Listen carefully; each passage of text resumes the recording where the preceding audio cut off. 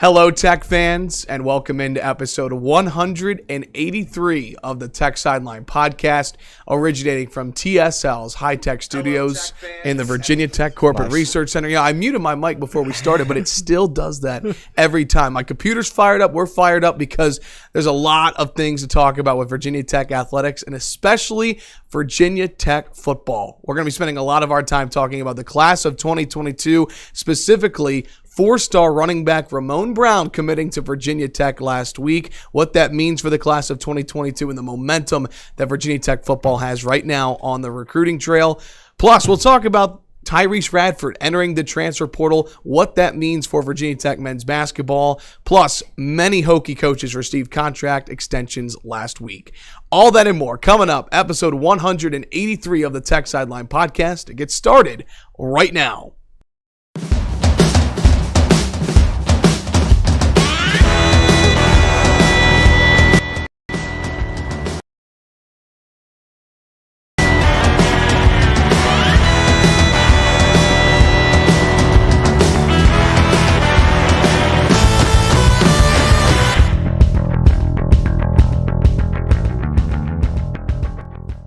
Whether you are watching live or archived on YouTube, listening on Apple Podcasts, SoundCloud, Amazon Music, Spotify, Google Podcasts, or on Stitcher, we are so glad you could join us as we record on Monday morning, July 12th, our first show in the month of June. We have our normal crew as always today on the podcast set. To my left, the man, the myth, the legend. Only soccer fans would get that reference. He is not our managing editor. He is our lead analyst and columnist, Chris Coleman. Across the way, the head honcho, our founder and general manager, Will Stewart. Behind the scenes, the best podcast producer in the land, Malcolm Stewart. And I'm your podcast host, Evan Hughes. Great to have all of you with us, especially for those that are watching live on YouTube. If you have a question for Will or Chris, we're going to have plenty of time to get to those at the end of the show. So drop those in the chat, and we'll get to those as soon as possible. And while you're writing those questions in the chat, well, there's three things that if you're watching live, you could really help Tech Sideline by doing right now.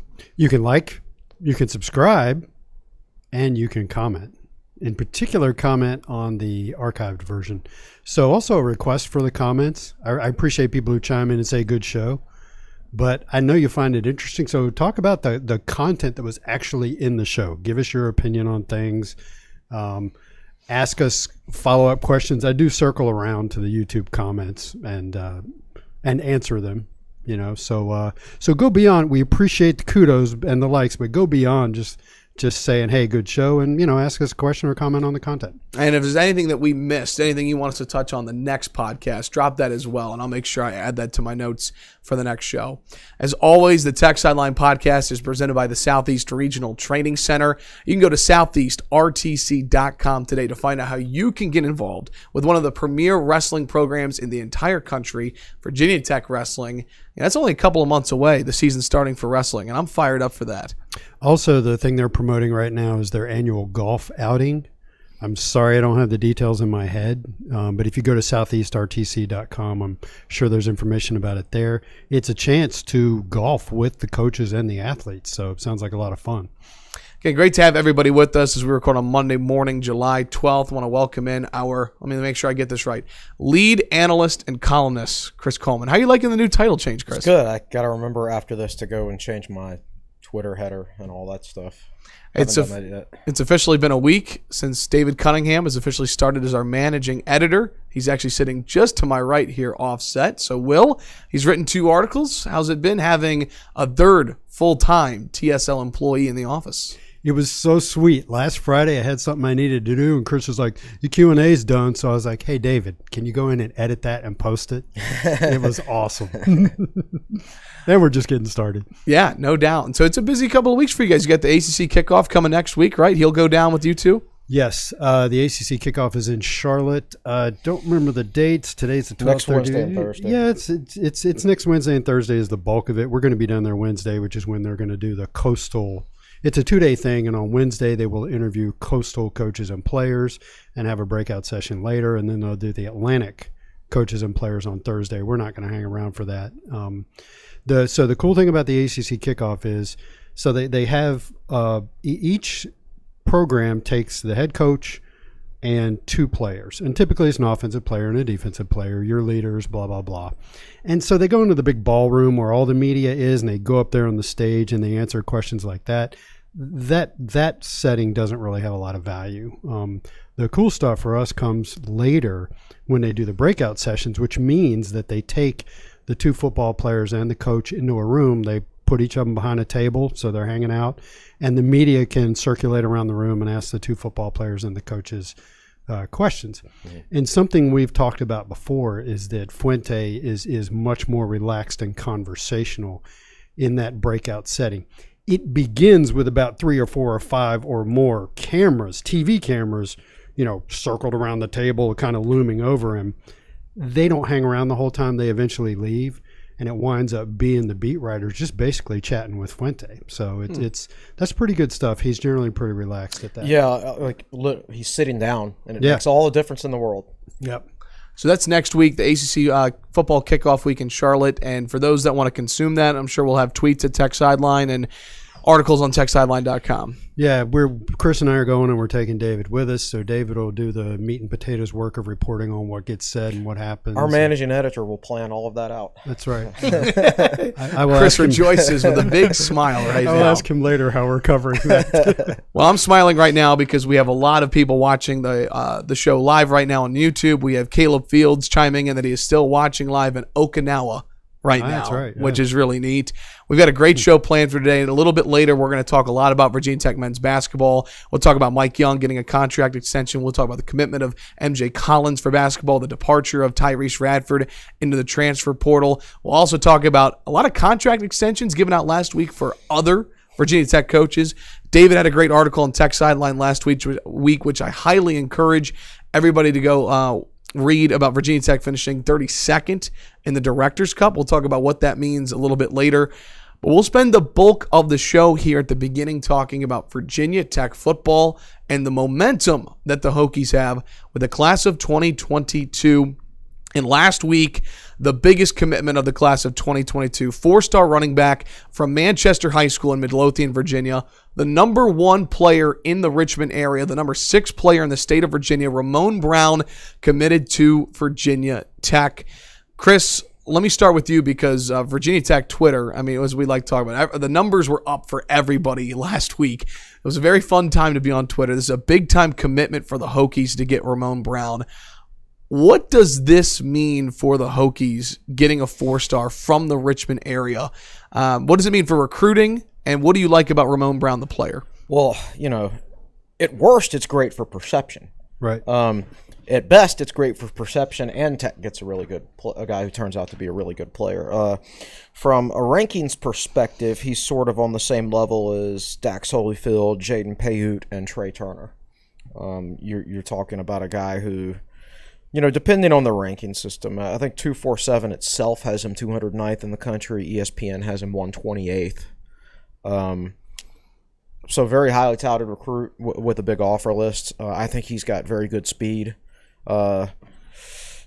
Very, very nice one-cut ability. Seems to have pretty good vision. So, yeah, I think it's a really good pickup for Tech. He's a guy who kind of kept his recruitment quiet. Like, he would post a picture of, every official visit he took, but, he wasn't out there doing a bunch of interviews and saying, here's my top 16 schools and everything like that, So I didn't even realize, Tech was a legit contender for him until he took his official visit, which turned out to be his last official visit. So that was weekend of June 25th. I don't think I realized Tech was a true legit contender for him until that Monday, which is basically, as far as I can tell, when he committed to Virginia Tech. I think he committed right at the end of his visit.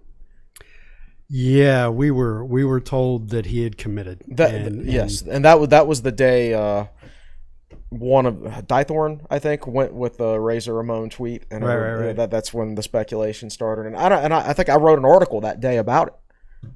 And I think, and correct me if I've got the sequence wrong here, Chris, but I think that he said he was going to announce something right after his Tech visit.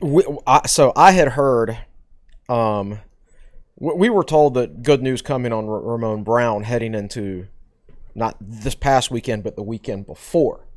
as it turned out, and I actually put on the board, I said, I hear we're going to get more good news this weekend. Right. And I was alluding to Ramon Brown. Turns out it was CJ Brown who committed. CJ Brown? CJ, who's the basketball player that committed? MJ Collins. MJ Collins. MJ Collins. They're all, so I'm going to call him MJ Walker, Right, for right. Florida State, CJ Brown, all the, I don't know. MJ Collins. Yeah, exactly. I'm going to get them all mixed up. As it turned out, the announcement that Ramon Brown was going to make was that, he was going to announce his decision the next Friday or whatever. So I got that wrong a little bit, but the next piece of news he announced was his top 5. I think it was true that he committed that weekend, Yes. or gave a very strong indication he was going to. But kind of how it goes these days is they go do commitment videos and things like that. well, and in this case, set up a live commitment announcement on CBS Sports. Right. So he had a number of things he had to get lined up before he actually announced his commitment. And I'm not a big fan of commitment videos, but his was it was a little different. It was, well, I don't think I've ever seen one where they've interviewed like the dad, the brother, the Right. trainer, A teammate. right. The certain people involved in his recruitment. Yeah, it and was everything. almost like 30 for 30 style, Yeah. where they had kind of little interview snippets and things like that. It was a lot less hype than it was kind of a production, I guess, Right. if you want to put it that way. Well, I'm curious, 4-star running back. Remember the first couple of years that Coach Fuente was here, and I felt like one of the, I'm not going to say knocks, but I feel like the fan base used to get on him early in his tenure about not having a running back get over that 1,000-yard mark. I believe the last one before Khalil Herbert was 2015 with Trayvon McMillan. Correct me if I'm wrong for the correct. program. Yep. So, Which was when Frank Beamer was coaching. Right. so the timing, having Ramon Brown commit the year after Khalil Herbert has the year that he just had, how much of an influence do you think that was in his decision in picking Virginia Tech? Well, it certainly couldn't have hurt. I haven't read or heard any interviews with Ramon where he talked about if that was a factor or not. Can't hurt. I'm one of those guys that I'm not sure. I mean, I know these kids all want to make the NFL. That's their ultimate goal. But I think a lot of them, I think fans think that the win-loss record matters a lot. Particular games matter a lot. The depth chart at a certain position. He mentioned the running back room, Right. which on paper looks like it's a whole lot of players, but I'm pretty sure he was told, half those dudes aren't going to be on the roster next year because there's going to be attrition. There has to be to get to the 85 limit. Right. Yeah. So part of it is a depth chart, but a lot of it is how do you connect with that kid? Are you selling him on the academic vision? What does he think of your facilities? How does he picture his everyday life at that school? So I don't know where Khalil Herbert's performance and the reassurance that yes, you can run for a lot of yards here and get a lot of carries. As Chris has said many times, if Herbert didn't miss the Liberty game, Yes. he would have been about 15th in the country in number of carries. Yeah. So he was getting. Sometimes you look at individual games and you're like, why didn't Khalil get the ball? Right. But the end of the Miami game, cough. Right. Well, probably then because remember he had missed the week before, so he still wasn't 100%. Yeah, that's true. That's true. Yeah. But so I don't know how much of a factor that was in Ramon's decision. Couldn't have hurt though. Yeah. I think there are so many different things that Virginia Tech has an advantage in right now that they didn't have last year. And in a way, I kind of think COVID was beneficial to Virginia Tech recruiting because nobody could visit last summer, and now they visit this summer, and all of a sudden, Virginia Tech has all these brand new facilities. Like if Ramon Brown had visited last summer and the Student Athlete Performance Center wasn't there, the new weight room wasn't there, the construction on the new Players Lounge hadn't started, the dorm, which is finished now, is just early in its construction phases, then there was nothing tangible to see. And if he had visited last summer and then gone and visited Penn State the next week, that's advantage Penn State. But now Virginia Tech's facilities since then have improved tremendously. And I'm not saying they're the University of Florida with an outdoor swimming pool or lazy rivers or miniature golf courses and everything like that, but facilities are no longer a reason to not pick Virginia Tech. So that has improved over the last year. You throw in the fact that this past season, Khalil Herbert rushed for over 1,100 yards and got drafted, which makes Tech a more attractive option for a running back. And then I think, quite frankly, Virginia Tech's two best recruiters were the lead recruiters on Ramon Brown. Ryan Smith is the Richmond area recruiter, and then Adam Lechtenberg is the running backs coach. I think all those things combined together. Like, I don't know if this decision would have been made a year ago. Tech did have Ryan Smith and Adam Lechtenberg a year ago, but they would not have, because of COVID, they wouldn't have been allowed to meet him in person and everything like that. And even if he had taken a visit, those facilities weren't there. There was no evidence that Tech could produce a 1,000-yard rusher and get the guy drafted. So Tech had one of the three key things in place last summer, but not all three. So I think the timing on everything, the facilities opening was good. And I hear nothing but good things about Ryan Smith and Adam Lechtenberg as recruiter. Somebody I know who used to work in the Tech program told me last week, he said Ryan Smith is the best recruiter at Virginia Tech in years. And he's basically like, Tapp would have had the same effect too, but Tapp was limited because of COVID and he couldn't get out. Right. So basically I interpret that to probably mean Ryan Smith is Virginia Tech's best recruiter since Jim Kavanaugh. Or Brian Steinspring, no matter how you want to slice that. Yeah. And we're talking about Ramon Brown committing to Virginia Tech, a 4-star running back, class of 2022 from Midlothian, Virginia. Here was his offer list, by the way, his Power 5 scholarship offers: South Carolina, Maryland, West Virginia, Kentucky, Michigan, Michigan State, North Carolina, Rutgers, Virginia, and Wake Forest. He ran for 871 yards, 14 touchdowns, in the abbreviated high school season in the spring of 2021. I want to emphasize abbreviated because I think in a normal year he's well over the century. Well, yeah, their season got cut short due to COVID. They were in the playoffs, and bam, COVID hit, and they were out of the playoffs. Couldn't even play anymore. Yeah, so yeah, you're looking at a guy who was going to be a 1,000-yard rusher, and even an abbreviated season. So one thing that you just mentioned, and I want to go on this tangent because you wrote an article that's on TechSideline.com. I highly encourage everybody to go read it, and that is the momentum that Virginia Tech has right now in recruiting. And you just touched on a little bit the facilities, the recruiters, and Ryan Smith, Adam Lechtenberg, just to name a couple of them. But you mentioned the phrase a couple of minutes ago. You said that facilities are not the reason that student athletes aren't picking Virginia Tech right now. Right, and they were a reason before. They definitely were. And I want to go back to when Justin Fuente was in talks, whatever you want to say about Baylor and that situation. And Chris wrote that article that you felt was one of the most impactful articles you'd ever written at Tech Sideline, if I remember correctly, the shot across the bow. Mm-hmm. That would have been what? January of 2020? It is Monday, July 12th, 2021. So you're saying in the last year and a half, essentially, how far has Virginia Tech come in that department to put them where they are right now compared to where they were in January of 20? Ultimately, I think the most important part of a program, or important parts of a program, are the infrastructure and the fans. Head coaches come and go, players come and go, assistant coaches come and go, but that infrastructure and the fan base will always be there. And I think Virginia Tech's infrastructure has come a long, long way since then. Obviously, the Student Athlete Performance Center was already in the works before then. That was announced a couple of years even before then. Not sure the timetable in the weight room or everything like that, but I do know, Tech's recruiting staff is a little bigger now ever since then. Mm-hmm. I do think some of the stuff was in the planning stages even before he flirted with Baylor.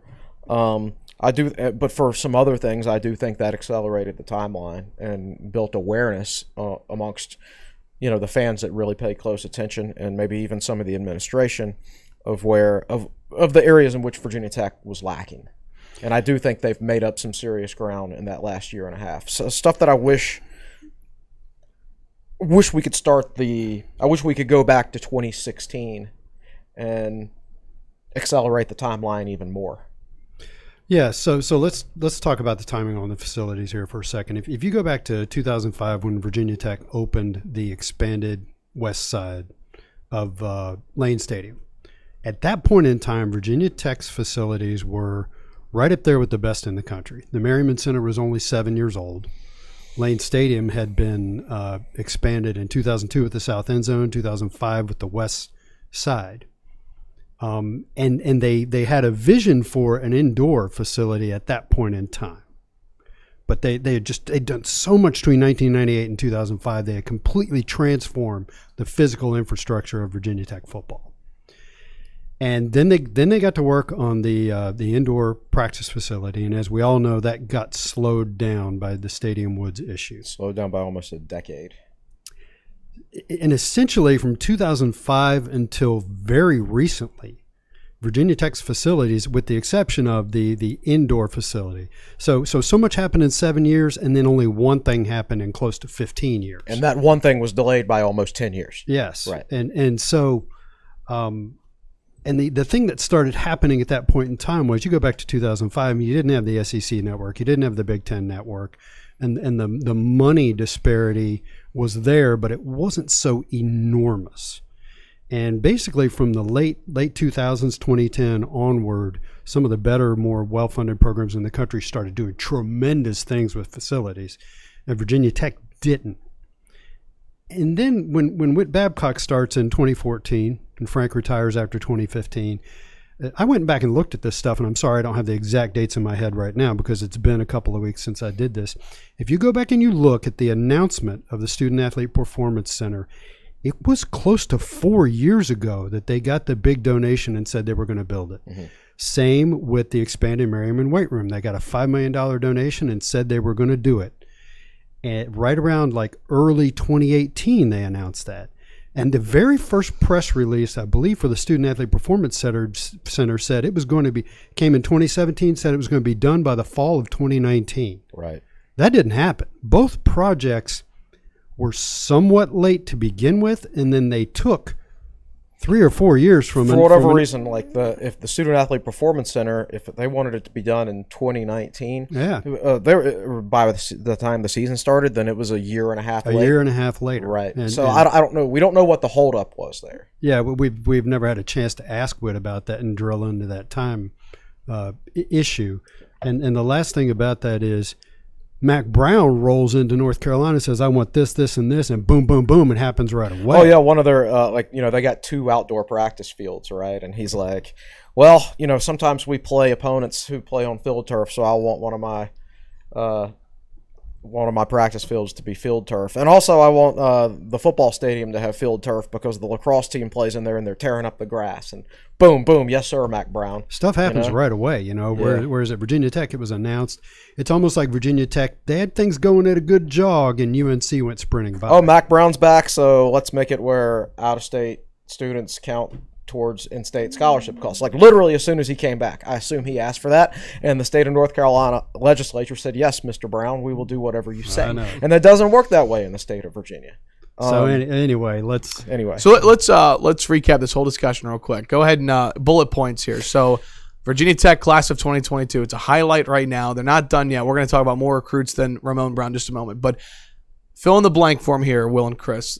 Virginia Tech recruiting, the class of 2022 is better because of blank. Gosh. Okay. Everything we just talked about. I'll recap it all. I'll break it down very, very simply. In 1998, Virginia Tech signed a great, great class, particularly in state. Top 10 players in the state like Michael Vick, Lee Suggs, and Jake House. Right? And Roniel Whitaker were all top 10 in the state. And that coincided with the same year that the Merriman Center was built, the newest, most modern facility in college football at the time. Yeah. Combine that with the fact that Tech had just hired Jim Cavanaugh, their ace recruiter. He was hired in late 1996, so he had been recruiting for a year. Right. You're right. He had been recruiting for a year. He was the guy that brought Michael Vick to the attention of the Virginia Tech coaching staff. Right. So they hire their best recruiter, and they accompany it with brand new facilities, and bam, they sign what at the time was the best class in school history. And now, I'm not saying we're about to embark on the golden age of Virginia Tech football again, but Justin Fuente just upgraded his coaching staff at the end of 2019 from a recruiting perspective, and those guys are now being accompanied by improved facilities, and bam, we are now seeing improved recruiting. Yeah. So the math adds up. Like sometimes it can be tough to figure out recruiting, but sometimes sometimes it's 2 + 2, man. It's really easy. And so these projects have been in the works, but everybody's got pictures. to have the actual facilities is more impressive. Yeah, absolutely. The webmaster, Damian Sal's chiming in, by the way. The football locker room, Players Lounge building opened November 2010. So just kind of the timeline of some. Wow, so the locker room's been that long ago. Yeah, and what I remember about that locker room was for a time, maybe for like 6 months, Virginia Tech had the biggest lockers in the country. Like they asked Frank, or Frank asked the builders, who's got the widest? Who's got the widest locker? It was Texas at the time, or something like that. And Frank said, "Okay, build ours a half an inch wider." Right. Yeah. And so since then, it's no longer just the size of your locker and whether or not your name's up above it. Right. It's you've seen the crazy stuff. I mean, you got like small pods. HDTVs up there, lazy boys. I mean, it's just air conditioned, stink removal pods. It's gotten pretty nuts since then. All right, let's let me read the comment section real quick here, because before we move on from Ramon Brown, it's worth pointing out that somebody in the comment section, let me find it here, Errol Doss, who says he typically watches the archive, but he's watching live for the first time. So welcome. He says, Mr. Brown's recruitment video was slick, professional looking. If he or someone he knows did the video, the person is good. Well, 2 comments later, Tyson Visuals says, I did his video. He's an amazing young man with an amazing family. Was an honor to have the opportunity to create something special. He's very excited to head to Blacksburg. So how about that? Yeah, we've got Tyson Visuals watching right now who did the video. I referenced Tyson Visuals in a tweet the other day. But I don't think they have a Twitter account. If they do, it was under something I couldn't find. Right. So, it was well done. So good to hear they're watching. So continuing to talk about the positive momentum that is going on with the class of 2022 for Virginia Tech football. The headliner is Ramon Brown, but there are still a lot of key additions that have happened over the last 2 weeks. So we're going to play a game of rapid fire with Will and Chris. I'm going to give a player. So wait a minute. Can I do remember I wanted to do all these numbers? Yes, I forgot about that. Let's keep going big picture, Will, and talk about kind of different classes that Justin Fuente has signed. So the question is, there's all these commitments coming in, and you get a commitment from a 4-star in-state tailback. So certainly there's a lot of hoopla around recruiting right now. The question is it really better? And what does better mean? So the only way you can answer that question 2 ways. Wait 4 years and see what happens. Or you can use rankings. You can use the rating system from 24/7 Sports to answer the question, and that's what I did. Now, a bit of a tangent first. Chris and I are starting to develop an opinion that if you go to 247sports.com and you start looking at rankings, if you start looking at player rankings or team rankings, it's all based on their composite ranking system, which is their in-house rankings plus we don't know what. I assume ESPN and Rivals. Right? Right. So when 24/7 first came on the scene, that was kind of I was impressed with that. That's a good way to acknowledge that there are other services. Let's kind of all mash them together. Right. I think 24/7's gotten to the point where they need to shed that composite stuff and start going with confidence with their own rankings. With their own rankings. I agree. Like, I think ESPN does a great job ranking the top recruits, but they don't have the depth to rank, evaluate 1,500 to 3,000 players. And also the problem with ESPN is, like, they do their rankings once a year and then they don't update them after the guy's senior season. Yeah. So, like, Bryson Jennings is like a 78 by ESPN and will probably remain that way, even though I think he will move up in the 247 rankings itself. Yeah. So ESPN drags down the composite for Bryson Jennings. Right. And a guy like, let's talk about Rivals. I think Rivals is not as well staffed as they used to be. I think 247 took a lot of their talent. Rivals even got catfished a couple of years ago by some guy who just made up an account and started saying, this guy's got offers from Alabama, Auburn, blah, blah, blah, and then he shows up on Rivals as a 4-star recruit. The guy didn't even exist. Right. So that invalidates Rivals to a certain extent to me. So I've started to. I think those two different rankings, the fact that 247 uses their own rankings and then the composite, I think it just confuses people.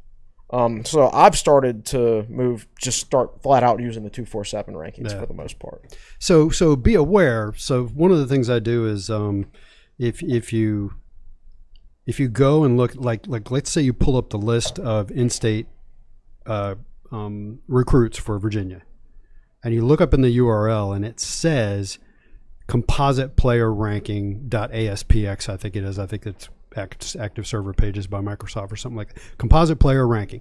Go into the web address and get rid of the word composite, and it will load. There's other ways you can get to it. Yeah. But it will load 247's in-house rankings. Right. You know. So anyway, all of that said, I just wanted to throw that editorial piece in there. That's my piece of advice to 24/7. Ditch it, man. Just go with your own stuff. Yeah, I agree. Like, so you're about to go over these rankings, like, and so the numbers I'm about to talk about are the composite. rankings. Right. Like so you've got right now, according to the composite rankings, Ramon Brown is Tech's only 4-star recruit. Right. Although it's weird, like 2 of the 3 recruiting services have Xavier Simmons as a 4-star recruit, but for whatever reason, Rivals doesn't. So it means he's not a 4-star by the composite. Yeah. So like, Xavier Simmons is 190th in the country, a solid 4-star. Yeah. Actually higher ranked than Ramon Brown by 247 itself, and even a 4-star by ESPN. But for Rivals, in the composite, he's still a 3-star. Still a 3-star. So, and you can debate. I always say that the ranking of an individual player to a large extent doesn't matter. You know, Christian Darrisaw, Dorian Strong, Cam Chancellor. You can always throw guys like that out. But in the aggregate, when you talk in large number of recruits and you're specifically accumulating data across over time, over a number of years, then the rankings do say a lot. So I preface all that. So the question was asked, is Virginia Tech's football recruiting really getting better? And so let me answer that question. So this is the 6th recruiting class now for Justin Fuente. I don't count 2016 because he had just come on board. He threw a few guys in. He was keeping Frank's guys. So his classes really start with 2017. Okay? Right. And so there's several things you can look at. And this is all composite stuff. What's the national ranking of Virginia Tech's recruiting class, which is affected by number of recruits? What is the average player ranking of Virginia Tech's recruiting class? Average player ranking, meaning 247. They have a numerical system between like 80 and 100 to rate recruits. Yes. Where did Virginia Tech rank in the ACC? And how many 4-stars did they sign or get commitments from? And this is what I looked at. So if you look at Fuente's first 3 classes, 2017, 2018, and 2019, Virginia Tech signed 26, 26, and 24 players. And the classes were nationally ranked 26, 24, and 26. He signed 5 4-stars, 7 4-stars, and 7 4-stars. And this was all basically Virginia Tech's historic level of recruiting under Frank Beamer. It's what they were doing. They were mid-20s. They were bringing in 5 to 8 4-stars in a given year. So the first 3 years, Fuente kind of kept it there. And then in 2020, the bottom dropped out. Number one, they only signed 16 players, so that dragged down their national ranking. So let me back up a little bit and give you the average player ranking of 2017, 2018, and 2019. 86.13, 87.46, 87.39 in the 86 and 87 range. You get to the 2020 class, fewer commits, which affects the national ranking. The average player rank was 84.98. So it went from the 86-87 range to 85. Now you sit there and say, well, that's not that big a difference. It actually is in recruiting. The way their numerical system is set up, there's a big difference between an average player ranking of 87.5 and 85. You're talking about low 3-stars. That's the difference between having 7 4-stars and having 1, which is what they had in 2020. They only signed 1 4-star in 2020, and that was Alec Bryant. And a lot of their 3-stars were low 3-stars instead of high 3-stars. And Alec Bryant himself was a low 4-star. Low 4. Yeah, right. he was under a 90, and a lot of 4-stars are well above 90. So that wound up in a national ranking from number 76, 14th dead last in the ACC. And it didn't get better in 2021. They signed 28 players, almost twice as many. The average rank of the players went from 84.98 to 85.12, still significantly below the 86 and 87 that they started out with. 1 4-star, 10th rated class in the ACC, 43rd rated class nationally. And the only reason it was the 43rd ranked class nationally was they signed 28 kids. Yeah. They cranked it up with the numbers. So that's the landscape the first 5 years. Real quick, Wayne Kent's chiming in. He believes that a lot of 4-stars in 2020 decommitted. Was that the class with Demetrius Davis, the receiver, whose name is saving me? Demetrius Davis was 2021 because we replaced him with Taj Bullock. Davis would have enrolled this summer. Gotcha. Yeah. Sorry, not to interrupt train of thought. I think that's right. All right, so that's kind of your landscape. So now let's look at the 2022 class, which is it has 18 commitments, which is way up there nationally. I don't know where, but it's probably top 10. Yeah. So Virginia Tech's getting a lot of commitments.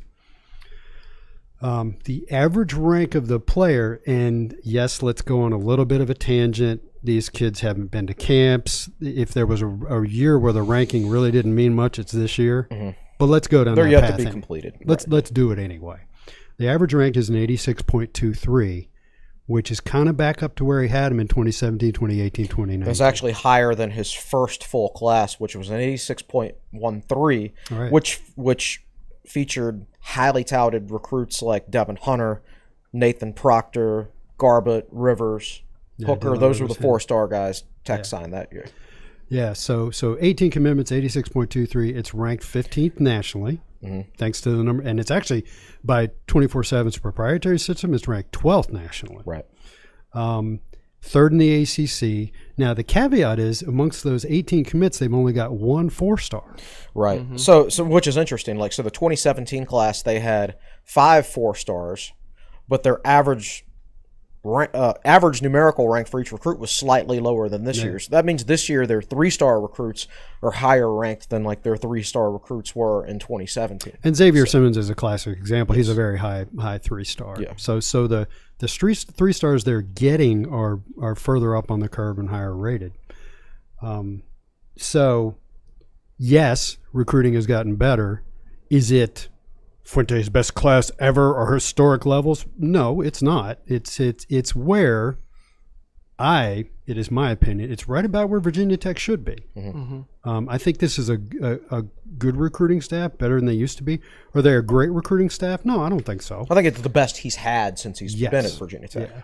Real quick, to play a hypothetical, if Gunnar Givens, who we're going to talk about a little bit later, were to commit to Virginia Tech, he's the highly touted 4-star offensive lineman from, is it Lord Botetourt? Yeah. Yes. If he were to commit, given this class nationally, where would this class of 2022 rank if Givens were to commit to Tech? So I actually went through the, what's it called, the class calculator? Yeah. Yeah, I did the class calculator. And this is assuming nobody else anywhere in the entire country gets a commit for the rest of the week. Right, yeah. Right. So if you just add Gunnar Givens to the class, I think it moves Tech up from 15th to either 14th, 13th, 12th. The country. In the country, yeah. And ACC, that's got to be... we're third right now. Third right now, yeah. So and Boston College has 22 commits. And, oh, by the way, Boston College has 3 4-stars in their 22 commits. They're the number 2 class in the ACC right now because of the number and the quality. And Florida State's number 1. So, but just adding Gunnar Givens doesn't catch Virginia Tech up to BC and Florida State. No, what will help is, Tech has 5 or 6 guys left on their boards. And all of those guys' numerical rankings are higher than Tech's current average of all their commits. Yeah. Like Tech's current average right now is 86.23. Gunnar Givens is a 94.66. Cam Miller is a 90.16. I think Bryson Jennings is an 89. Yeah. So Cam Johnson, I think, is an 88. Corbin Page is an 88 or an 89. So if Tech gets commitments from some of these guys, it's going to raise their average recruit rating. Yeah. Which, I could see at the end of this class, Tech having an average recruit ranking of above an 87, which would be in line with their 2018 and 2019 classes. Some of the current commits, like Tucker Holloway, like they don't know how to rank Tucker Holloway right now. He's from North Carolina, but played football last year for a private school in North Georgia and commuted an hour. So he's listed as the number 100 recruit in North Carolina because he never played wide receiver until this past year. So he never went to camps as a wide receiver until this summer, right? So the recruiting services are 1 year behind on evaluating Holloway. And he's not going to stay the 100th ranked player in North Carolina. He's going to be top 30. He's an 84 on that scale now. He'll probably end up in 87, something like that. So these rankings are yet to be complete. Yeah. Yeah. Real quick. No, go ahead. Just the highest rated recruits, it's interesting. I mean, so Devin Hunter technically is the highest rated recruit in the Fuente era. Yep. That puts Ramon Brown as the number six highest rated Fuente recruit. You look at that list: Devin Hunter, Doug Nestor, Dax Hollyfield, Jordan Payute, Jaden Payute. I always do that. Trey Turner, Ramon Brown, Nathan Proctor. So that's that list. And then I kind of want to dive into, Will, if we can, transition just to the top 15 Virginians. Yeah. Because it does feel like with Ryan Smith, who has a Virginia background, that there does seem to be an emphasis being placed on the state of Virginia. He's so doing a great job in Richmond. If they can close it out with Bryson Jennings in Richmond, that's kind of a clean sweep from their main guys from Richmond this year. That would be awesome. So let's talk about top 15 recruits in the state of Virginia during the Fuente era. And I kind of I put them in the top 15 if they were either composite or 24/7's internal system. So I think you left one off for 2017. Garbett should be on here too. Garbett was a 4-star top 10 recruit in the state. Was he really? Yep. Okay. Yep. So in 2017, I've got so Devin Hunter was a 97.99. He's the highest rated recruit of the Fuente era. He would be a 4.5-star recruit. Yeah. In my parlance of it. Yeah. So he was number 2 in the state. And we'll just use composite rankings. Number 2 in the state. Dylan Rivers was number 8. Interesting thing is neither one of those guys has had a significant impact on the field. Of course, Dylan Rivers never will. And Garbett should be in 2017. 2017 class, yeah. Right. So in 2018, your top 15 guys were James Mitchell, who was number 7, Armani Chapman, who was number 10, Keyshawn Artis, who was number 11. And Cole Beck, who was 16 in the composite but 13 in the 24/7 system. So James Mitchell, big impact. Armani Chapman, impact. Keyshawn Artis. Let's talk about Keyshawn Artis for a second. This is a guy that signed in 2018. Seems like he's been here forever. Has been here forever and hasn't. Did Artis ever enter the transfer portal? No. No. So I'm probably getting him confused with Rico Kearney. But Artis is still here. Yeah. He's still committed to the program. He still works hard. His mom is on Twitter. He's absolutely one of the hardest working guys over there. I mean, all you have to do is look at him and tell it. I mean, he's one of your hard hat winners every year. That's a guy I'm totally rooting for to just have a big impact on the field one day. And then, of course, Cole Beck, who has since moved on the track. So 2019, Jaden Payute was number 4 composite in the state, number 2 by 24/7. And that's all. I think you guys would agree that's all on potential. Athleticism and what he showed in camps, not what he actually did on the field. He was playing a lot of quarterback.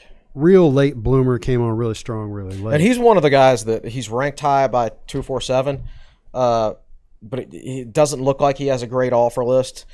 But some of these guys, like they don't report offers if they're not interested in them. Some of them, like I always heard Payute added late offers from like Penn State and Ohio State, but they don't show up on his 247 profile because when he got those calls, he was just like, "Yeah, I'm going to Tech. I'm going to Tech." Yeah. Right. So he never put him on Twitter. So they didn't. Yeah. So the other guy in 2019 was Tavion Robinson. He was number 11 in the state. 2020, Lakeem Rudolph was number 23 in the composite, number 14 in 247, and that's when I would say maybe in 2019, but really in 2020.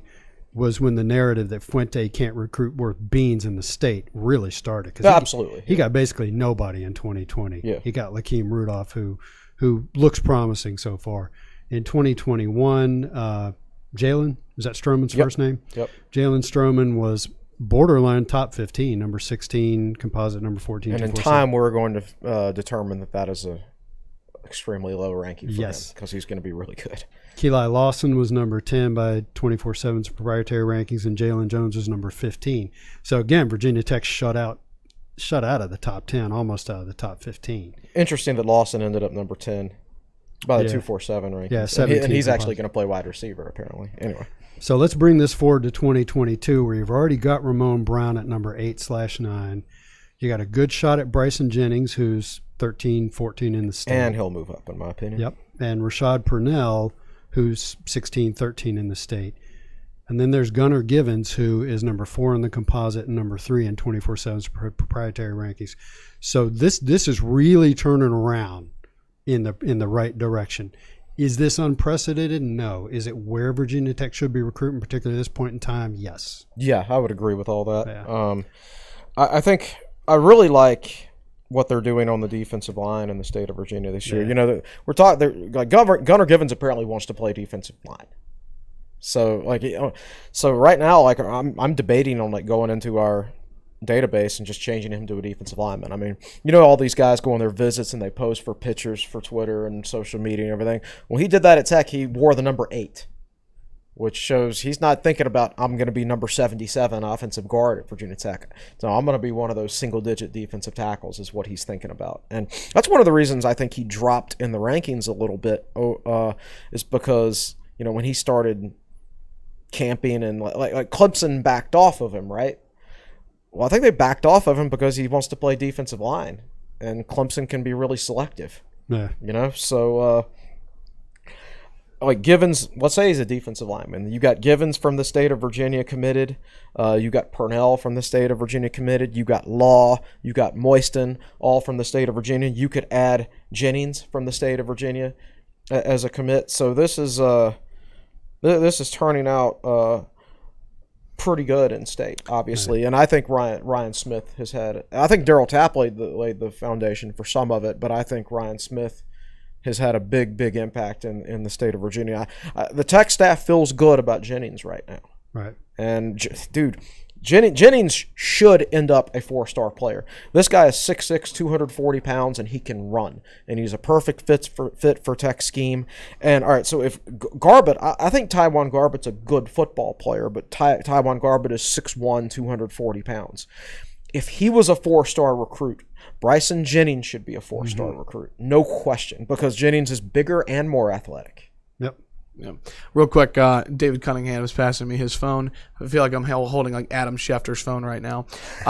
This is the 247 Sports Class of 2022 Virginia In-State Top 10. Right. So Zach Rice is the only 5-star. Mm-hmm. He's uncommitted. Sean Murphy, 4-star from Manassas, uncommitted. George Pettaway, 100% committed North Carolina. Now, wait a minute. I think that's 100% projection. Projection. I'm sorry. Right. Yeah, that's a good call. Gunnar Givens is at number 4. He is Crystal Ball, Virginia Tech. Yes. Right. He commits later this week, correct? Friday is his announcement. And that's the 16th? 16th. Andre Green from St. Christopher's in Richmond is undecided. They've got Tavon Holloway at number 6. That does not have 100%, so I assume that means they're committed. North Carolina commit, as well as Tyshawn Chapman, number 7, North Carolina commit. Ramon Brown, number 8, Virginia Tech.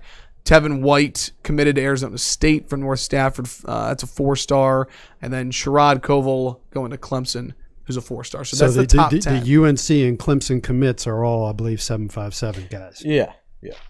So look, as long as UNC has Dre Bly on the staff, it's going to be tough going for the top 10 players from the 757 for Tech.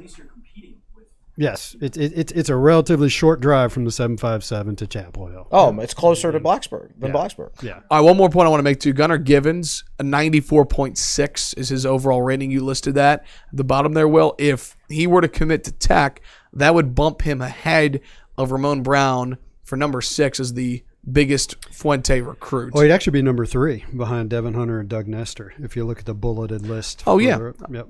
I was looking at the after the decimal there. Come on, Evan. Look at the big numbers. Yeah, number 3, even better. So if you think about these top 7 recruits of the Fuente era in terms of numerical ranking, Devin Hunter, Doug Nestor, Dax Holyfield, Jaden Payute, Trey Turner, Ramon Brown, Nathan Proctor. With the exception of Proctor, I would say that like the physical ability for each one of these guys is undeniable, right? Proctor was just a miss by everybody. A bunch of schools offered him. He now plays for Duquesne. He was a pretty good athlete, but just not an aggressive, tough football. Not a football. Not player. a physical. Yeah. But these other guys, like Devin Hunter, I don't know how Devin Hunter's career will end up, but you can see the physical talent on that guy and why he was rated the way he was rated. I don't want to talk about Doug Nestor, Payute, Trey Turner. I mean, you could see the physical talent on these guys and understand why they were rated the way they were rated. So if Tech gets Gunnar Givens 94.66, third on this list, maybe Gunnar Givens will work out, maybe he won't. You never truly know. But all you have to do is look at that guy, and you can part. see why he's ranked. I mean, he's kind of like Nestor, who I don't want to talk about, but you don't see linemen that age generally with like defined muscles in their arms. Right. It's like he can grow a full. He looks like he's 25 years old. Basically, Givens. I mean, he is a physical specimen. Chris Coleman is going to be in so much pain that West when Virginia Givens flexes, he's got triceps. Yes, and not a lot of those big high schooler kids have triceps. Exactly. Yeah. All right, we're coming up on the 60-minute mark. We still have to talk about Virginia Tech men's basketball, so I do want to quickly. You've mentioned a couple of names, Chris, and I do want to run through. Since the last podcast we did in late June, there have been a number of commits. So I'm going to give you a name. Give me the 30 seconds. Overview of what you think of these players. And let's start with Kyrie Moyston, a 3-star defensive end from Kings Fork High School in Suffolk, Virginia, 6'4", 220 pounds. What do you like about Kyrie Moyston? I like his overall athleticism and his frame. It's important.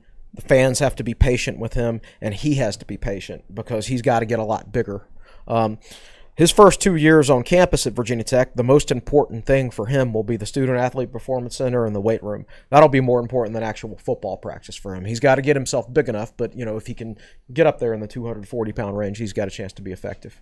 I talk to Chris all the time about Stephen Friday. Stephen Friday came out of Phoebus years ago, mid-2000s, had a good frame and good potential, and Stephen Friday stayed all 5 years. Redshirted. Didn't play, started to play, and finally started as a redshirt senior. Right. And these days, guys don't give themselves the chance to develop at one school that way. So Moyston can be a guy like Stephen Friday. Yeah. He's just got to stick it out, and everybody's got to have patience, himself included. Moyston picked Virginia Tech over offers from Arizona, Indiana, Michigan State, and Pitt. And as you mentioned, he's an ideal candidate for Justin Hamilton's scheme. And an ideal redshirt candidate, buddy. It took us over an hour. I'll tell you what, close to an hour. That's amazing. We're only at 60 minutes. That's a new record. That list of programs, I don't know about Arizona, but the others are developmental programs. Indiana's going to keep Pitt develops, Yeah.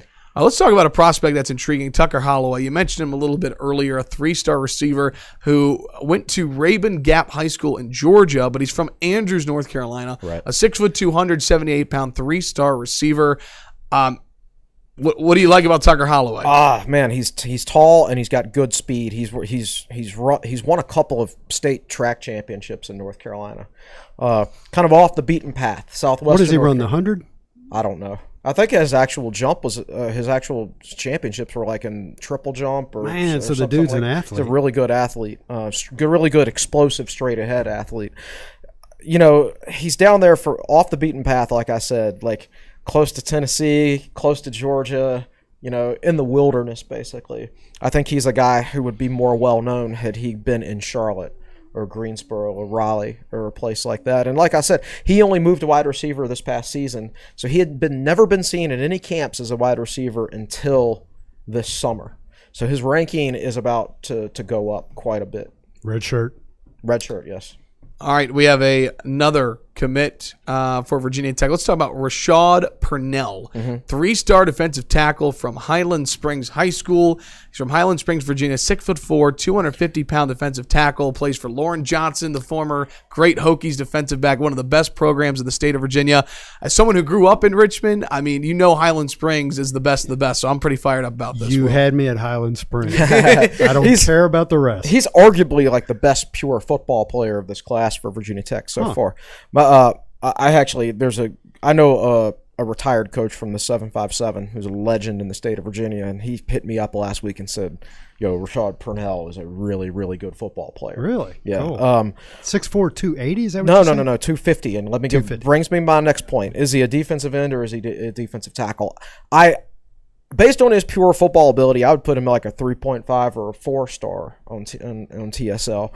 But I don't know, is he going to get big enough to play defensive tackle? And if he does, will he maintain his athleticism? Right. Or is he going to stay small enough and play defensive end? I don't know. But I'm glad to get him in the program because I know he'll get the most out of himself because of the program he comes from in high school. And so that's a really good local pickup for Tech. So I'm not saying Highland Springs is like this, but it reminds me of when Jim Cavanaugh talked about Varina. I remember that's a great rivalry, Highland Springs Varina. Well, in the late '90s, I remember going to hear Cavanaugh speak at one of these recruiting events. and I can't remember who the coach was at Verona was at the time. And Kavanaugh just said, when you get a kid from Verona, you know what you're getting. You're Jonathan Lewis, Kevin Lewis, tough all physical those guys. kid. Yeah. You think of Highland Springs, they've been able to. So that was Macho Harris versus Jonathan Lewis and all that back in the day in Richmond. Yeah, that's good stuff. And Verina's still really good. I mean, that's a rivalry at the end of the. Are they? Oh my gosh, Verina Highland Springs. That's a fun one every year. Somebody in the chat, who was the legendary coach for Verona in the late 90s, early 2000s? Tell me. Okay, real quick, I do want to mention he is ranked, David, what would you say, 16th? 16th in the state of Virginia, Rashad Purnell. So it's a really good pickup there for Virginia Tech. All right, the next football player, let's talk about Xavier Chaplin. I know someone very excited about this guy. 6'6", 370-pound offensive line. He is from Seabrook, South Carolina, and he went to a camp in early June, got an offer from Tech on June 9th, and then committed a month later. He's listed at 370, 380, whatever. He put on 30 or 40 pounds of COVID weight is what it looks like to me, because you watch his film from last year, and he's 330 or 340, and he's kind of a lean 330 or 340.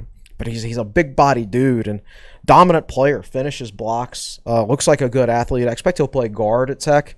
Looks like he moves well at 330 to 340. So if they can get him back to that weight, I mean, this has got a chance to be a very good pickup for Tech. I got $50. It says the Tech coaching staff is telling him not to go to camps. No, don't go to camps. Don't go to camps. They don't want anybody else seeing. Well, right now there are no camps in July. That was all in June. So you camped in June this summer. Everybody's taking July off.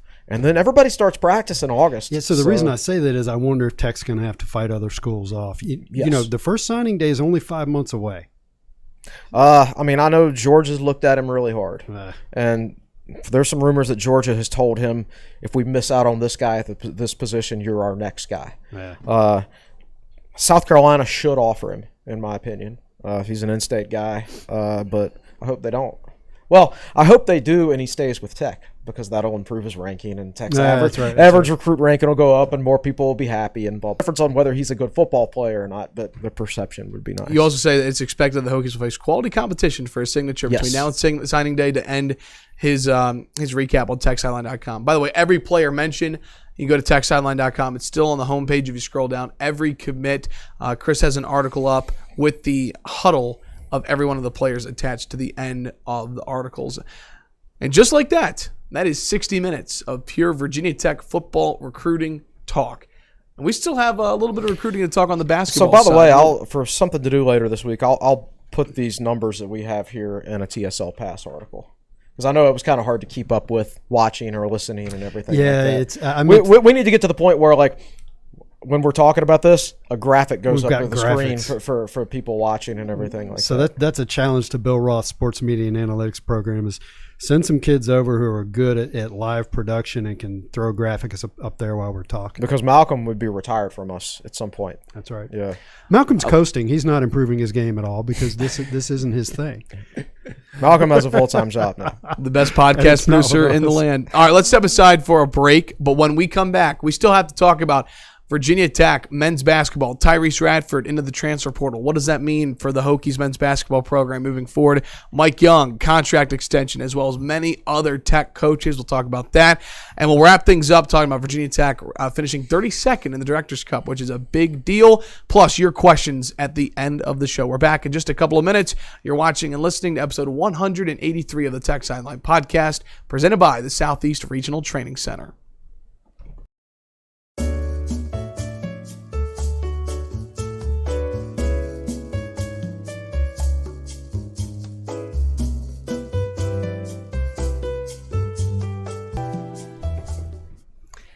Welcome back into episode 183 of the Tech Sideline Podcast. Great to have you with us as we record on Monday morning, July 12th. Evan Hughes back alongside of Chris Coleman, Will Stewart, David Cunningham behind the scenes, as well as the best podcast producer in the land, Malcolm Stewart. We're nearing the end of the podcast. So if you have a question for Will or Chris, be sure to go ahead and get it in the YouTube chat now. If you're watching live, we'll get to those at the end. And by the way, over 100 people watching live. It's been a long time since we've had that number. So a special thanks to everybody watching. That's darn good for like the middle of July when there's no sports being played, no college sports being played. Yeah, so a shout out to everybody watching right now. And if you have already a question in there, again, we'll get to those in just a little bit. let's go ahead and transition from talking about Virginia Tech football to talking Virginia Tech basketball. And this was news that circulated about 2 weeks ago, but it's still news today, and that is Virginia Tech guard/forward wing player Tyrese Radford entering the transfer portal. Radford, who has been a big part of this Virginia Tech program the last couple of years. The redshirt sophomore started 47 of 50 career games at Tech, who's averaged 10 and 6 points, one of the best players into the transfer portal. So, Chris, let me start with you. How surprised were you when you heard that he was entering the portal, and what does this mean for Virginia Tech moving forward? I was surprised. It's significant that I think that he put his name in there like the last day of June, which was the last day you can enter your name in the portal and play this coming year without sitting out a year. It's not a foregone conclusion that he's going to leave. He's been quiet about it. Like, he never even announced anything on Twitter himself. It was just picked up on through sources and everything. It's not a foregone conclusion that he's leaving. I actually think there's a decent chance he'll come back. If he does leave, it means Virginia Tech loses their best guy who can get his own shot, or his own, best driver. His own hustle bucket. Yeah. The best rebounding 6'1" guard in the country. The best rebounding 6'1" guard, according to the advanced analytical rebounding stats, of at least the last 20 years in all of college basketball. That's insane. He is a unicorn. Yes, no, quite. The Dennis Rodman of guards, I will say, in terms of rebounding ability. I like that. Yeah, just a fantastic player. That's the negative. Now the positive is, if he's not here, he's replaced in the starting lineup by Hunter Couture, and just like that, every single person in Virginia Tech's starting five can make a three-pointer consistently. Like, they're all a threat from out there. Like, because Storm Murphy comes in, replaces Wabisa Beatty. You've still got Naheem Aline. Now Hunter Couture starts. Mutz and Aluma can make them from out there. So your entire starting five is a complete Mike Young starting five. And I would say that the flow of the offense overall is probably slightly better. Maybe a little better, maybe a little more suited to what Mike Young likes and everything like that. Because, he's glad he's got him, don't get me wrong, but Tyrese Radford is not the type of player that Mike Young would have originally targeted as a high school recruit. Yep. So there are positives and negatives. But, if he did leave and Couture started there, then that means Couture is going to get all his minutes at the two guard, which would mean you either need Wabisa Beatty to come back, or Sean Padula is going to have to play maybe more. A little bit before he's ready as a backup point guard maybe. Again, talking about Virginia Tech men's basketball, Tyrese Radford in the portal. And you mentioned in your article that Couture most likely to fill Radford's starting position. But then think about the depth too, right? I mean, not a lot of programs can bring a player like Hunter Couture off the bench. You still have depth, but then all of a sudden, Darius Maddox is starting to play a little bit more maybe. Like you said, you maybe don't redshirt Padula. I think Beatty's the question mark, right? I mean, does he come back? We still don't know. If Beatty comes back, then you 100% definitely allows Hunter Couture to play all his minutes at the two guard. I'm fine with him splitting time between point and the two guard, but if Radford's not on the team, you're not going to have that luxury. You're going to need him at the two the whole time, I think. I'm just thinking about Chris Coleman right now in a joking matter that, we're just talking about his favorite offensive lineman, who what's his name? Nestor, his favorite basketball player. Radford, Ronald Acuna Jr. tore his ace. I was just laughing in my head. I'm sorry I had to bring that up. It's been a tough couple of weeks for this guy here. I look forward to a sports-free month of July.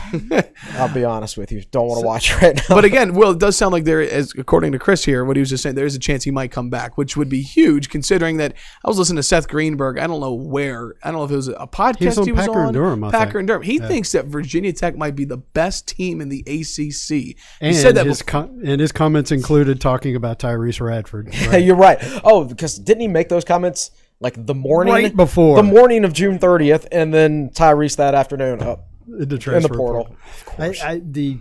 So I was told by someone who spoke directly to Mike Young that Mike Young is optimistic about Virginia Tech's chances to keep Tyrese Radford. Now, that's exactly the sort of thing Mike Young would say. That's how his brain works, So I don't mean to. I don't think you can be a college basketball coach at this level if you're not optimistic by nature. But, Well, we just talked about Seth Greenberg, and I don't know that Seth was really optimistic by nature. Okay. I don't think you can be like a perennial NCAA tournament coach at this level because you're gonna deal with a lot of speed bumps, and if you react to all of them in a negative way, you're gonna make things worse. And our media library is jammed full of pictures of God. Seth Greenberg doing this. Rubbing his forehead on the sidelines because something went wrong. Anyway, the last thing I'll say about Tyrese Radford is he's the biggest junkyard dog on that team. Yeah. Nobody else even really comes close. Maybe Justin Mutz, but really, he's got that element. Couple of comments here about men's basketball. Wayne Kent, irreplaceable, does so much. He predicts offense will be very fast-paced. Thoughts on that if Radford's not in the... I wouldn't say fast-paced. No, Virginia Tech, people make fun of UVA, but quite frankly, Virginia Tech had one of the slowest tempo offenses in the entire country this past year. But it didn't feel that way. It didn't feel that way because the ball moved a lot. But, tempo is like how many possessions you have, basically. So it depends on your definition of fast-paced, I guess. I think when Virginia Tech does have the ball, when all 5 players are fits for the system and they all know what they're doing within the system, then the ball will move rather quickly. But I don't think it's going to be like. I do think there will be long possessions as Virginia Tech players learn what's a good shot, what's a great shot. Can I pass up this shot with 16 seconds left on the shot clock? Because we'll probably get a better one with 8 seconds left on the shot clock. I'm calling David Cunningham the bear, like in College Game Day when you throw it over to like Chris Felica. He's telling me Ken Palm Tech ranked 298th in possession, or I'm sorry, in tempo. Yep. Out of about 350 teams, right? Yeah. And where did UVA rank? Yeah, well, that goes without saying. Even slower. A couple other comments. Drew Scott says you don't redshirt Padula because he currently will start in 2022. That's probably accurate, yeah. So you want him to get game time before he takes over. Yeah. And then VT Roy Go Hokies, has Radford been verbal about being unhappy at Tech? No, I don't think he's unhappy at Tech at all. I just think there were other factors at play. Let's transition and talk about one of the basketball commits because Mike Young did get one of those. On July 4th of July. MJ Collins committed actually a couple of weeks ago. He's the first commitment for the class of 2022 for Mike Young. He's from Rock Hill, South Carolina. Chose the Hokies over Xavier and Clemson. Visited Blacksburg in early June. And though he did visit Clemson later in the month, Clemson did not get him. So he's the number 4 player in the state of South Carolina, according to 247 Sports. And ranked 134th nationally in the composite rankings. What do you like about MJ Collins? He's a combo guy who can play both spots. I think he would most likely slot into the point guard position at Virginia Tech. Is he 6'2" or 6'4"? What is he? Closer to 6'2" than 6'4", I think. But maybe with some longer arms. Okay. I think he'd probably be a point guard at Tech. You don't necessarily need like a true point at Virginia Tech to run Mike Young's system, but what you would expect from anybody who plays the 1, 2, or 3 positions at Virginia Tech for Mike Young is that they're at least a solid shooter from the outside, and that's what he is. All right. A note on the non-conference schedule. We talked about it in the last podcast we had. Chris, you wrote an article about how the non-conference schedule continues to get more and more interesting this coming year for Virginia Tech men's basketball as the Hokies in Dayton announced a home-and-home series beginning this year. Hokies will go to Dayton. So, as you wrote in your article here, I believe this was Chris, quote, "Here's a good look at what Tech's current non-conference schedule looks like. Thanks to David Cunningham for compiling all this info. This is why we pay him the big bucks." This is what the non-conference looks like, Will.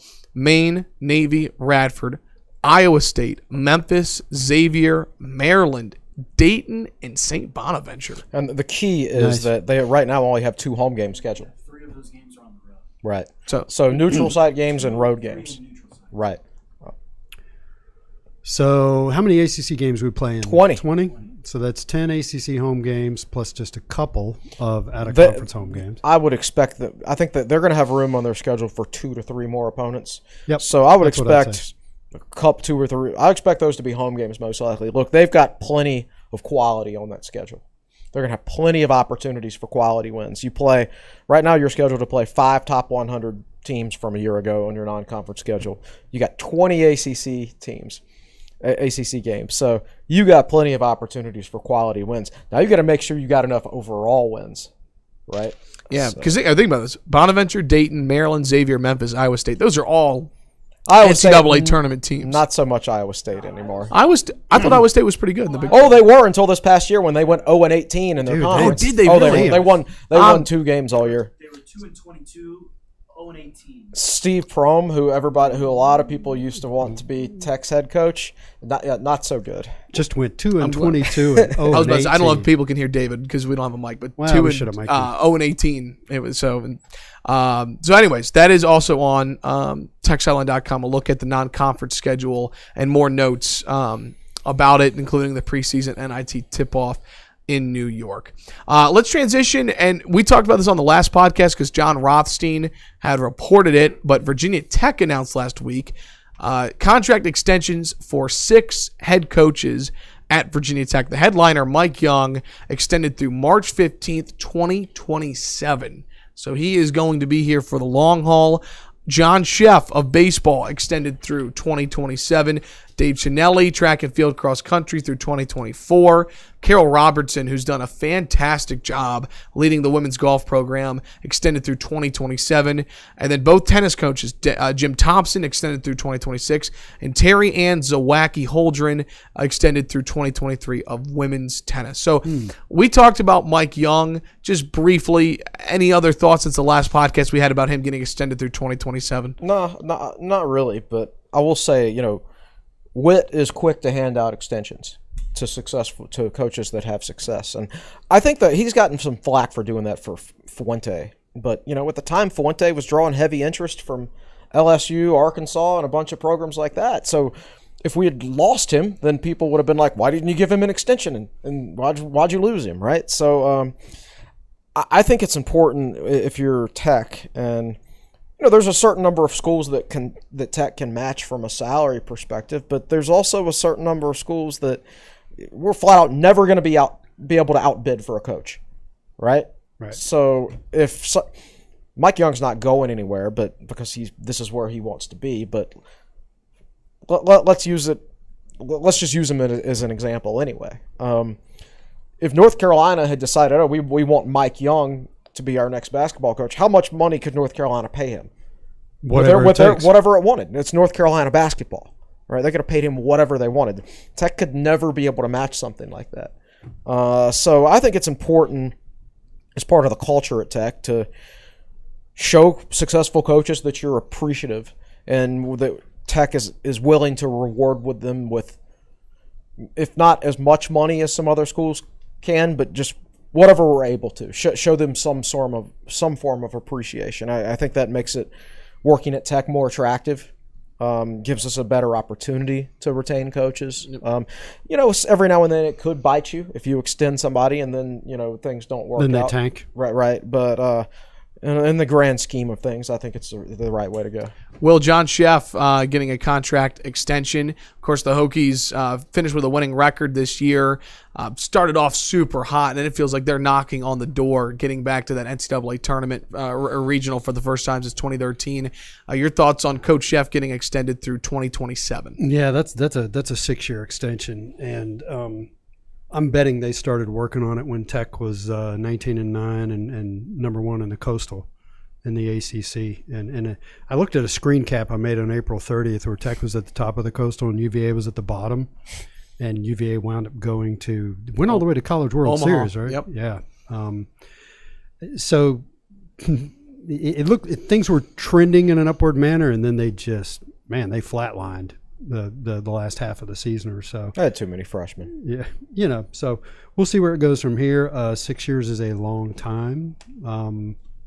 There's not a whole lot more I can add to that. I think he had reached the point where, from a recruiting perspective, you either had to extend his contract or fire him. But I would have gone through maybe 2025. Like if you look at some of these other extensions, Dave Chinelli, one of the most successful coaches in the history of Virginia Tech athletics, 2024. Let's see. It's interesting. Somebody asked me, what about Terry Ann Zawacki Holdren? Because women's tennis was pretty good in 2015, and I don't follow it. This is what the person said to me. Hasn't done a whole lot since then. But that was an extension through 2023. It's not like it's way out there. Yeah. And our tennis programs don't have the facilities to expect them to. Yeah, that's the thing. So there's no reason to like start firing and buying out tennis coaches at Virginia Tech when there's no chance for the next person that is going to do better because of the facility situation. So the one facility enhancement that's happened lately, which will help, it helps all programs, is the Student Athlete Performance Center. So, but Chris is right as far as the actual playing and training facility. It's they've been talking about doing something for years and it hasn't happened yet. Yeah, they've been talking about it, but I think from their fundraising recently has taken. Certain other sports has taken priority. Yeah. So we talked about Coach Young, Coach Sheff. You mentioned Dave Chinelli getting extended. How about Carol Robertson real quick? Let's talk about Virginia Tech women's golf. A season for the ages, making the first NCAA championship appearance this past year. Hokies reached a program best number 14 in the country and earned the number 4 seed in the Stanford Regional. I just feel like the women's golf program is just trending in the right direction. That seems like a great extension. The first and only head coach in women's golf history at Virginia Tech. So that's a pretty good trajectory. How many teams go to the NCAA championships? Is it probably 8 or 12 or 16? I don't know. That is a great question. As big a golfer as I am, I should know that. But let me look that up real quick. It got us Director's Cup points.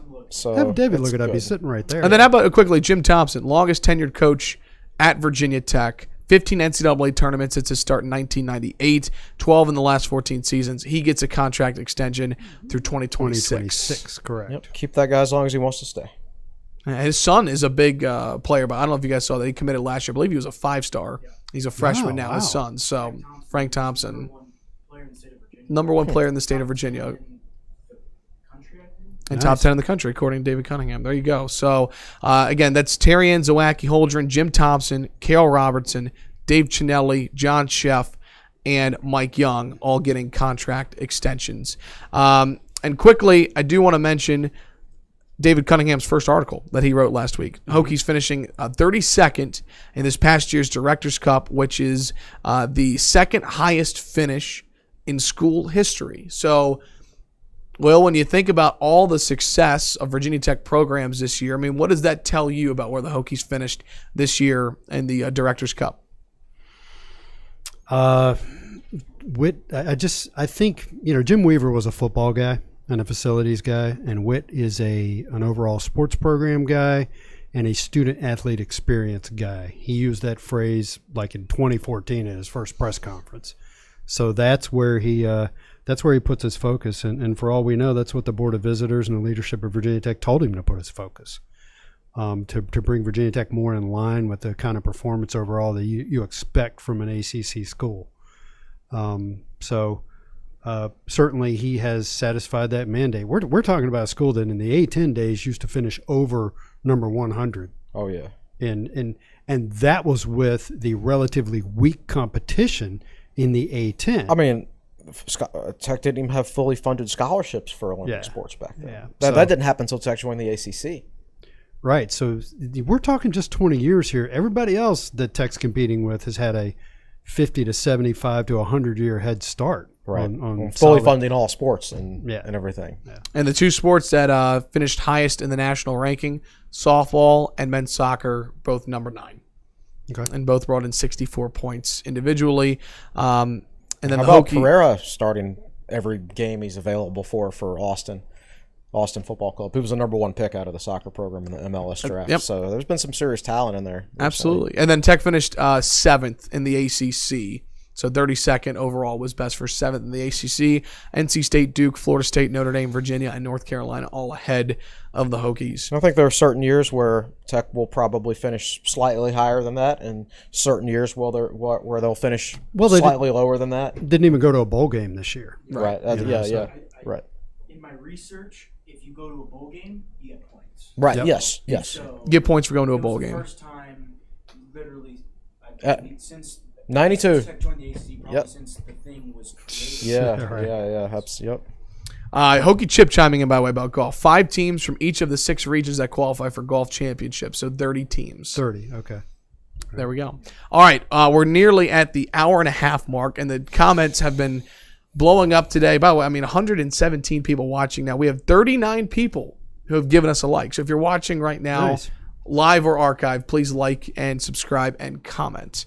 So let's get to some questions here on episode 183 of the Sideline Podcast. And I'll start with this one because it's been asked twice in the chat. We're just talking about contract extensions for coaches. A couple of questions about Hokie softball coach Pete DeMoore was not one of those coaches who received a contract extension, 2 full seasons as the head coach. He just wrapped up his 3rd year. Regional final, super regional.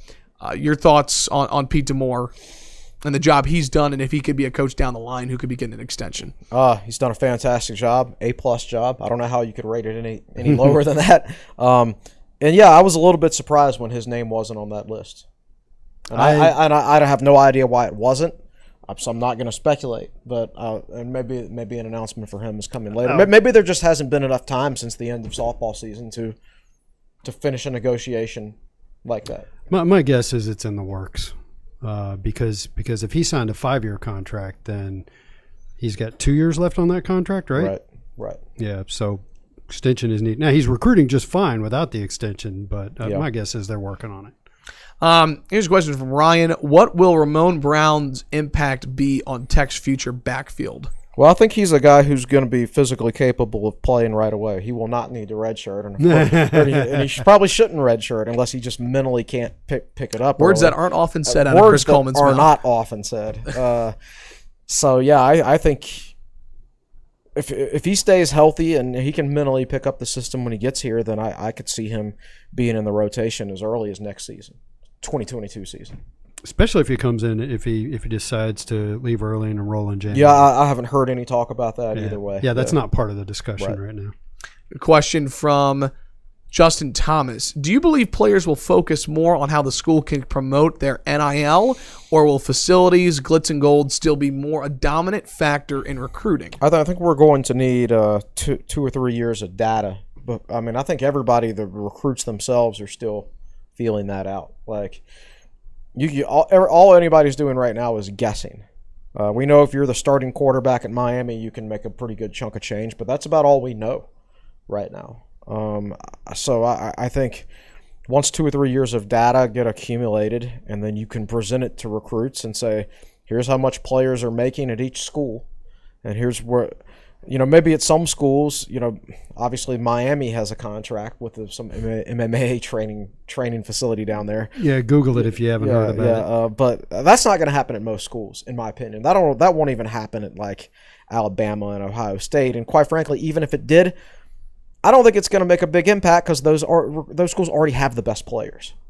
Can they possibly recruit any better than they do now? That's a good point. No, they can't. So I don't know. Like I said, I think all of that stuff's going to be important. Quite frankly, I'm sure players would rather have the money themselves than have a nice locker room with a lazy boy and a TV. That's a good point. Honestly, but I do think it wasn't. I'm glad Virginia Tech, they didn't wait even longer before building their new facilities, because there could come a time when, in my opinion, at some point, college, I don't know when, whether it be 5 years or 20 years, but at some point, in my opinion, college players will be paid a salary if these TV contracts continue to rise. And I think it will happen at some point. And at that point, money that would otherwise go to facilities and things like that will be diverted to the players. So, which is how it works in the NFL. It's not like they have super glitzy facilities. Oh yeah, college programs have better facilities than NFL teams. Yeah. So, I'm glad Virginia Tech's get the facilities built now while you have the money to do it, because you might be spending that money on something else 10 years from now. Yeah. A lot of comments the rest of the way here. Brian Woodward only can judge a recruiting class after they are all done, much like a draft class. The offensive lineman from South Carolina. All right, he's right, and I want to point this out. So Virginia Tech's 2020 recruiting class, 17th in the country, dead last in the ACC. The very, very early look at that class is it's going to be a lot better than that. Dorian Strong's a member of that class. Dorian Strong drug that ranking down. Yeah, he was right. he was Nobody a two-star wanted that guy. Right. Yeah. And he's our best defensive back already. Parker Clements was in that class, and he might start as a true freshman this year. And apparently is really, really good. So there are some guys in this class that we're going to look back on it and say we got more than the rankings would indicate that we would get. The key to success for this coaching staff, you can yammer about recruiting all you want to. Keeping the players in the program and developing them. This has to be a for player 3, 4, development or program. 5. Yeah, I mean, look, I want to add as many Ramon Browns as possible, but the fact of the matter is, at most, you're probably only going to add 4 or 5 of those guys a year. And the majority, and this goes for most schools, the majority of your class is going to be 3-star recruits, and it's going to come down to evaluation and player development. And that's the same thing for every school. Like, Virginia Tech isn't going to catch Clemson by out-recruiting Clemson. We have to do it by developing players. And Justin Fuentes alluded to that, right? He wants to be what did he say in that press He conference? wants to be the top premier development program in the country. Correct. Yep. I mean, Doug Nestor is great for your historical recruiting rankings. He's not doing a damn thing for Virginia Tech now, won't ever. Right. Because he's not in the program. Right. Nathan Proctor really brought up Virginia Tech's rankings, and now he's playing for Duquesne. Did I just cuss? I just cussed. Yeah, you did. Well, you didn't use a real bad word. My mom was looking down and is upset with me. Wayne Kent, Xavier Chaplin, who is 6'6", 370, not ranked until we recruited, then high 3-star. I think what you're seeing is look. I mean, there are 3,000 players a year or thereabouts, at least, probably. I don't know, in the 247 database, and I don't care how big your staff is at 247. How can you actually get it when some teams didn't even play a season this past year, and there are no camps over the spring, and there aren't no camps last year or in the spring? You can't hope to rank all those guys or even get a halfway decent analysis of those guys. So I think what 247 is basically doing is waiting until guys get their first Power 5 offer, and then they take a look at them. So you've seen that with him. You've seen it with Malcolm Jones, the commit from Georgia, and also the tight end / wide receiver from down there that Tech picked up. Those guys were unranked, and then they committed, and now they get rankings. And at first, everybody was like, why is Tech offering this Malcolm Jones kid? Nobody wants him. And then you actually turn on the film and actually evaluate him, and he's about the biggest hitter I think Tech has added in their secondary in a long time, and he's a higher level 3-star recruit now. Yeah, and 87 overall, which takes Virginia Tech's average ranking up. Right. But so don't let your initial reaction to a commit these days, if he doesn't have any offers yet and he's not ranked yet, don't let that cloud your judgment. Give it a little while and let the ranking system catch up.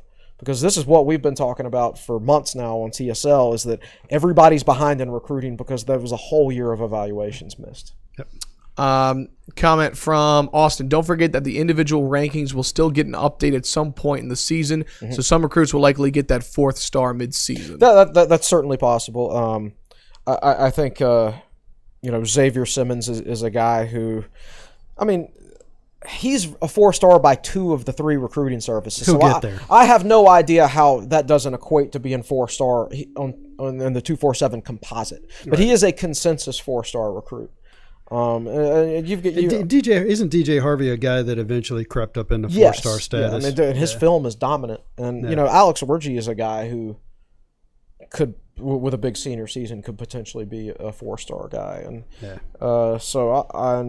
Bryson Jennings is a guy who I think should be there already anyway. So, and what I do like about 247 is they do update their rankings pretty frequently, and that's my biggest gripe with probably the ESPN rankings. I think ESPN does a great job ranking like the top prospects. Like, I think in a lot of ways they're maybe more accurate with their top level rankings than 247, but they only update them once generally, and they don't focus. They don't spend a lot of time ranking or evaluating guys outside. For them, the money's not there. If you watch their recruiting shows on ESPN, all they talk about is Alabama, Ohio State. The money's not there, and I think they're actually smart enough to realize that once you get past a certain level of recruit, it's a crapshoot and all about evaluations and development anyway. Yeah.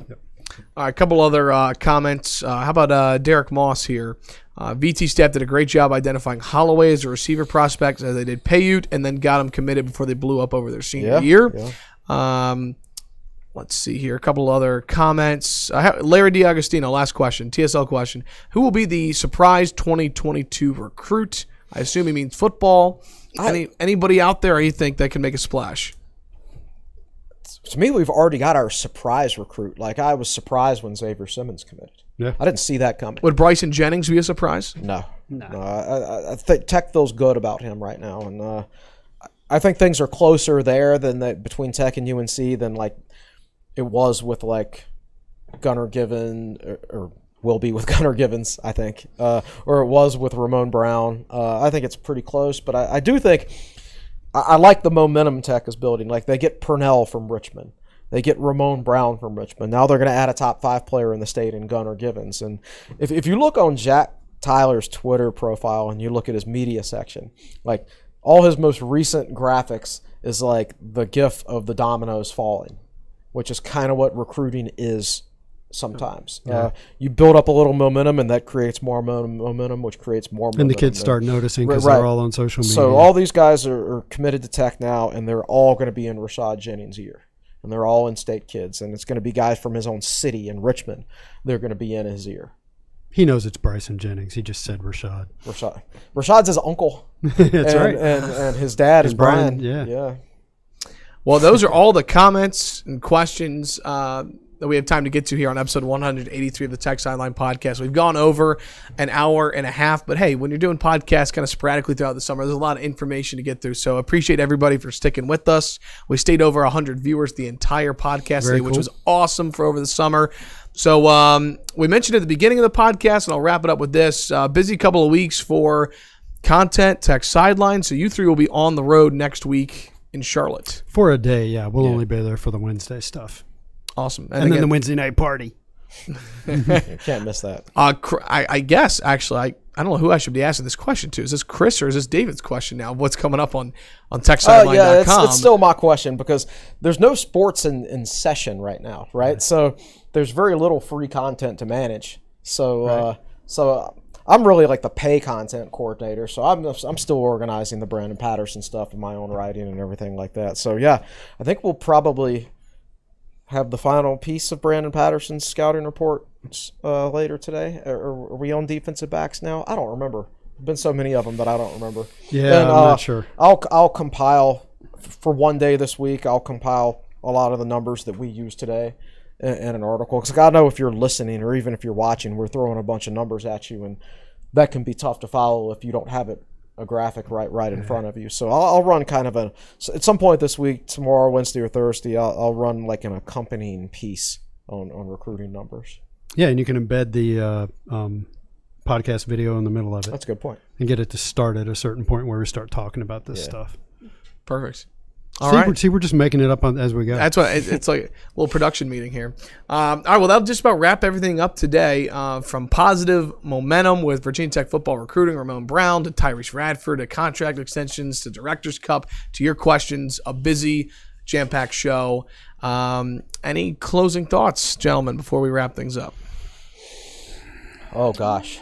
No, not really. No. It's we're looking forward to being in Charlotte next week, and that's kind of when things get going.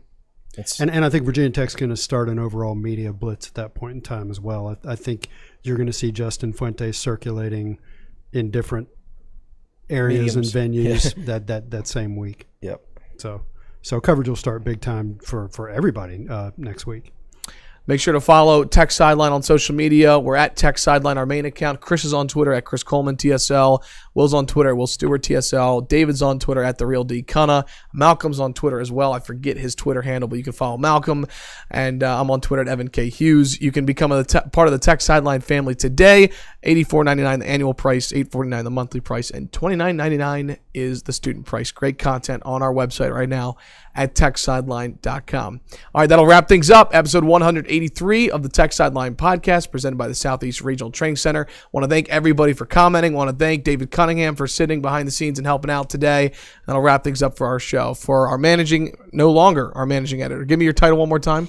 lead analyst and columnist. Chris Coleman, our founder and general manager, Will Stewart, best podcast producer in the land, Malcolm Stewart, our managing editor, David Cunningham. I'm your podcast host, Evan Hughes. Thanks so long. Thanks so much for watching and listening to episode 183 of the Sideline Podcast. Have a great week, Hokies.